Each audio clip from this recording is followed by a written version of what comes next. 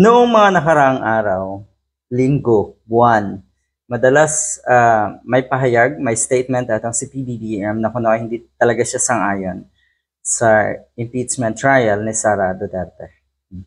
Yan. At yan po ang ginagamit ngayon na litanya or rason ng mga katulad ni Amy Marcos na kahit yung nasa Malacanang ay ayaw ituloy ang impeachment trial. So bakit pa daw itutuloy? At marami pang ibang senators na yan din po ang pinanghahawakan. Okay, talaga ba? Totoo yun? Siguro pwedeng sabihin, hindi talaga magandang tignan na tayo bilang isang bansa ay ito ang pinagtutuunan. Pero kasi, totoo na ang problema ay ang mga Duterte. So dapat pagtuunan ng pansin. Dapat bigyan ng pansin. Sabi nga ni Harry Roque, ang dami daw na problema ng ating bansa, pero ang pinagtutuunan daw ay sila, si Harry Roque, si Sara Duterte, si Digong. Totoo yun, dahil kayo ang mas malalaking problema ng ating bansa. Meron na pong statement si PBBM. Positibo na. Sabi niya, nanonood lang kami. We are watching. Of course, nanonood yan. Nagmamasid. Wala mang kinalaman, sige, wala mang ginagawa para siya ay maka-influence sa trial na ito, sige, pero nagmamasid ang presidente.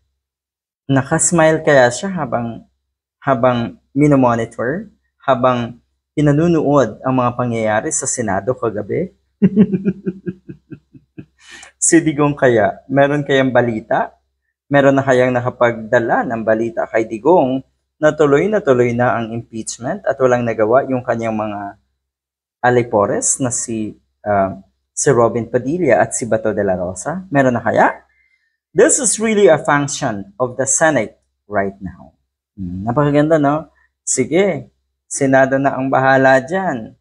Wala na akong pakialam dyan. So we leave it to them. It has moved already from the House. It has now been in the Senate for a few months. Matagal na nga naman. February pa eh. Ano na ba ngayon? June na po. June na. At hindi pa rin nililitis itong si Sara Duterte. At yung nasa constitution natin na forthwith, abay ang dami na pong naglabasan ng mga kahulugan. Iba't ibang meanings ng salitang yan. At saan nanggagaling yung mga meanings na yan?